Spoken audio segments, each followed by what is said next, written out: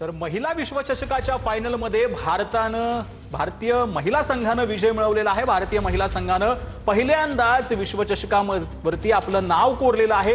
विश्वचषकाच्या फायनलमध्ये आता भारतीय महिला संघाने विश्वचषक जो आहे तो जिंकलेला आहे। मात जी आहे ती दक्षिण आफ्रिकेच्या संघावर केल्याचं पाहायला मिळतंय। भारतीय महिला संघाने पहिल्यांदाच हा विश्वचषक आपल्या नावावर केलाय।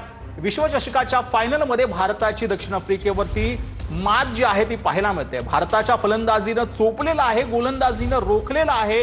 हा महत्त्वाचा जो वर्ल्ड कप आहे तो आता महिला क्रिकेट संघाने आपल्या नावावर केलाय। क्रिकेट चाहते जे आहेत तो जल्लोष करताना आपल्याला इथे पाहायला मिळतात। विश्वचषकावरती भारतीय महिला संघाने आता नाव कोरलेलं आहे। अत्यंत महत्त्वाची आणि ऐतिहासिक अशी ही विजय जो आहे तो भारतीय महिला संघाने मिळवल्याचं आपल्याला पाहायला मिळतंय। ऑस्ट्रेलियाला उपांत्य फेरीमध्ये जे आहे ते हरवलेलं होतं भारतानं आणि त्यानंतर आता भारतीय महिला संघाने अखेर विश्वचषक आपल्या नावावर केलाय। आत्ताच्या घडीची ही महत्त्वाची बातमी आपण पाहतो आहोत। क्रिकेट प्रेक्षक जे आहेत किंवा रसिक जे आहेत, क्रिकेट चाहते जे आहेत त्यांच्याकडनं हा जल्लोष जो आहे तो संपूर्णपणे साजरा केला जातोय।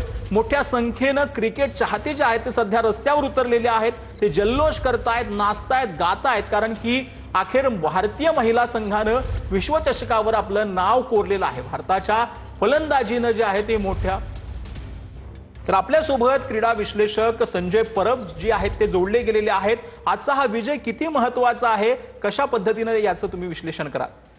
गेले अनेक वर्ष भारतीय महिला संघ या विश्वचषकासाठी प्रयत्न करत होता।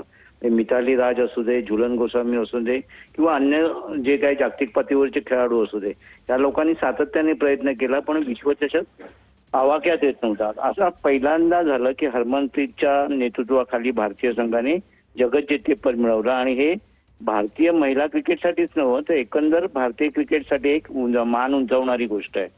सगळ्यात महत्वाचं म्हणजे हा यावेळचा जो विश्वचषक संघ आहे भारताचा, जो जगज्जेता बनलाय, त्याच्यातले खेळाडू बघा, हरमन आहे, स्मृती मानधना आहे, जेमिमा आहे, शेफाली आहे, वर्मा आहे, बाकी अशा ज्या सगळ्या खेळाडू आहेत, ही नवीन अगोदी चरणी नावाचे सुद्धा खेळाडू असू दे, ह्या सगळ्यांनी मिळून जो काही टीम परफॉर्मन्स लागतो कुठल्याही खेळामध्ये, जेव्हा जो सांघिक खेळ असतो तेव्हा त्याच्यातल्या प्रत्येक खेळाडूंनी जर कॉन्ट्रीब्युशन केलं तर एक संघ एका जेतेपदाच्या जवळ जाऊ शकतो, हे या संघाने दाखवून दिलंय वगैरे।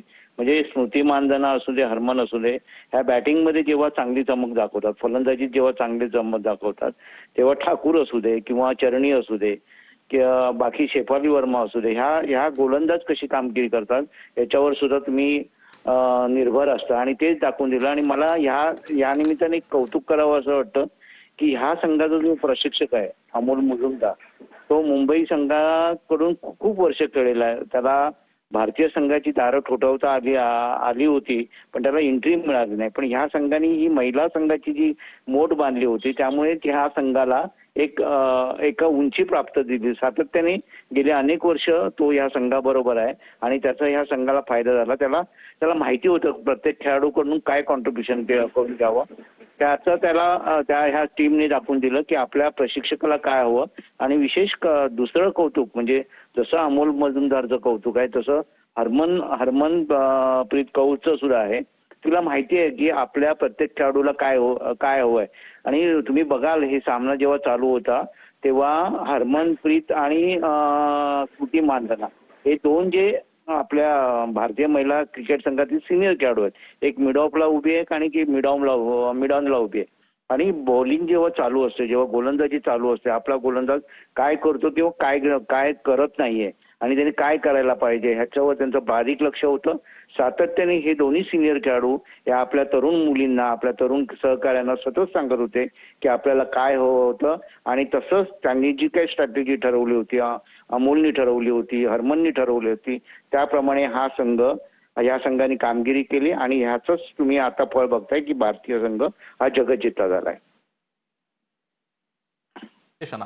तर विश्वचषकाच्या फायनलमध्ये भारताने दक्षिण आफ्रिकेवरती मात केलेली आहे। भारताच्या दक्षिण आफ्रिकेवर 52 धावांनी दिमागदार विजय जो आहे तो पाहायला मिळतोय।